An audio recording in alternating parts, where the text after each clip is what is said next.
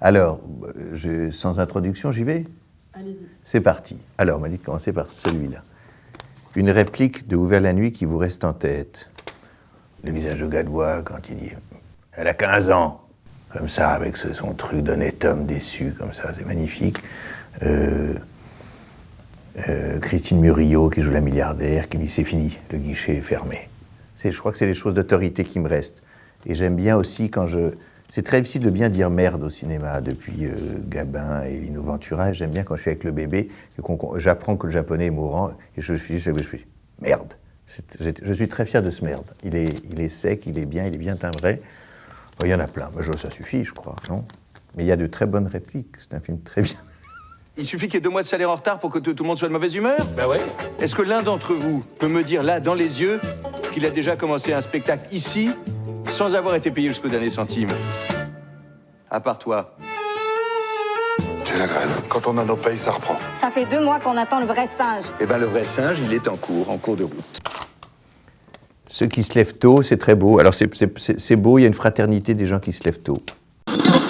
7h, 9h, plus près de toi. 7h, 9h, Édouard Baird. Pouette, la hurlette, Tagada, la queue du rat. Je vous jure, ça vaut le coup. Et le matin, il y a dans l'œil des gens qui se croisent. Je parle vraiment tôt, c'est-à-dire ceux qui sont dehors, ceux qui travaillent à 7h, donc ils sont dehors entre 6 et 7, 6h15, 6h30. Vous croisez des mecs qui arrivent sur les chantiers, les personnels d'entretien des bureaux. Il y a un truc dans l'œil, mais il y a des gens qui ne se saluent pas, il y a une petite solidarité mystérieuse. Ouais, j'aime bien ça.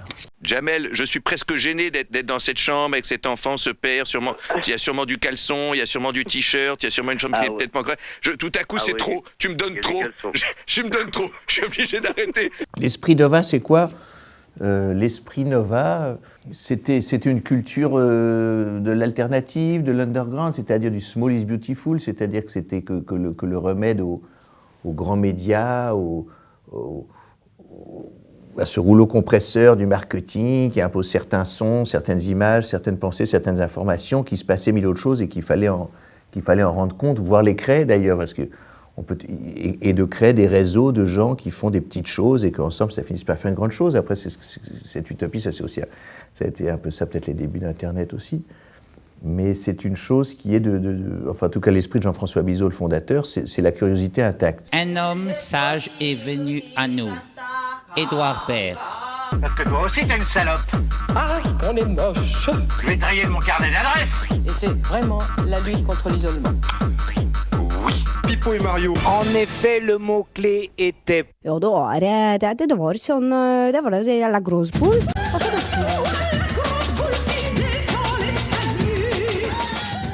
Le rôle qui vous colle à la peau, je crois que tout le monde, quand je croise des gens, me connaissent surtout pour le monologue d'Astérix. C'est une bonne situation, ça, Scribe. Mais vous savez, moi je crois pas qu'il y ait de bonnes ou de mauvaises situations.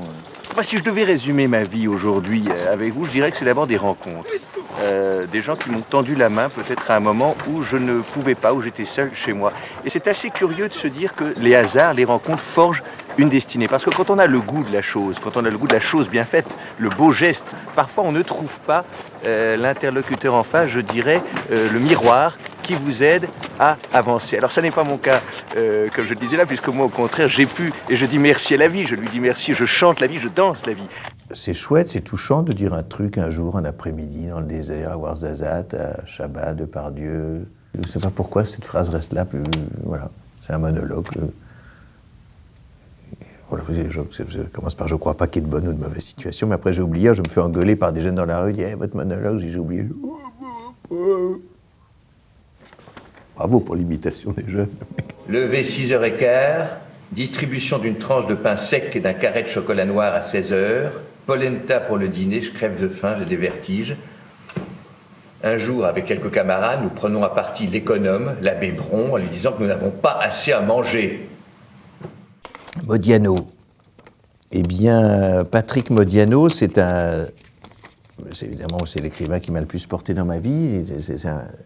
C'est extraordinaire de dire le pédigré sur scène, mais c'est une influence aussi pour Ouvert la nuit, pour mon film, parce que souvent les gens ont une lecture de Modiano comme s'ils n'en retenaient que la nostalgie, que ce ton un peu compassé, un peu brumeux.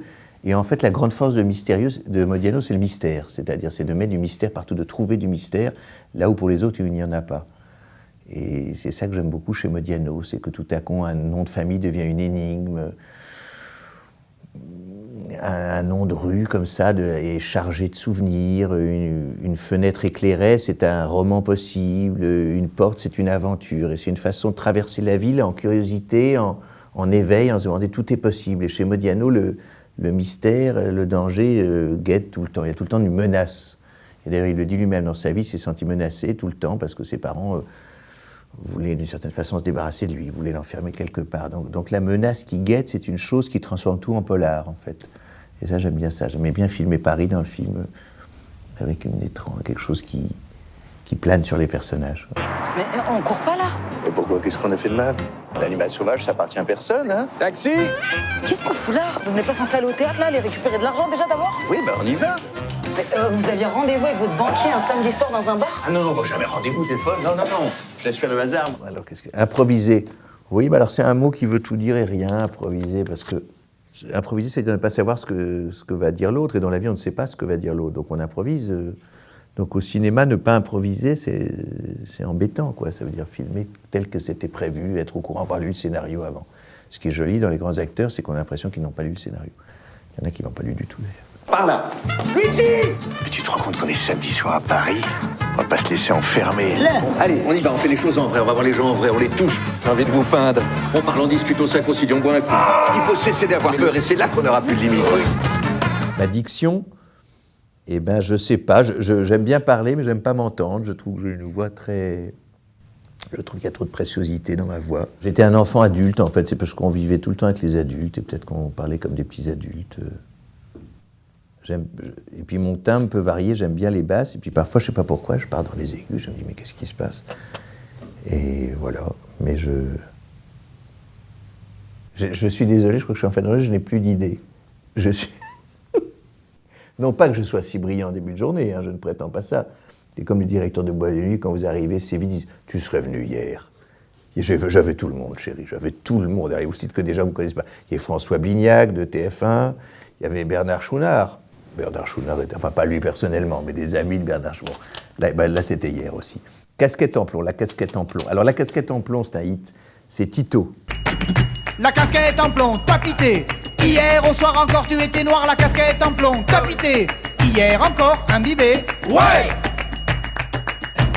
Tito, c'est un musicien flamenco, coupeur de jambon. Il est coupeur de jambon noir de Bigorre, ce qui est un métier qui ne le fait pas vivre à 100%, mais il est d'abord musicien. Il fait affûter d'ailleurs ses couteaux à Séville, chez un vieux affûteur de couteaux sévillan. Et alors il a un tube qui s'appelle La casquette en plomb, qui est la plus belle chanson sur la gueule de bois qui a été écrite. T'as la tête molle, engorgée. Ouais! Casquette en plomb, t'as pité, hier encore tu étais noir, la casquette en plomb. Et il est à la radio, souvent c'est notre correspondant à Aquitaine, et parfois il passe à l'émission avec sa guitare à Nova, et il vient chanter. Il y a un problème? Non, il n'y a pas de problème. Non, mais qui a dealé ce contrat, la con, la 1000 € au jour? Toi. Moi? Mais qu'est-ce qu'il m'a pris, moi? Et toi, tu pouvais pas m'en empêcher, non?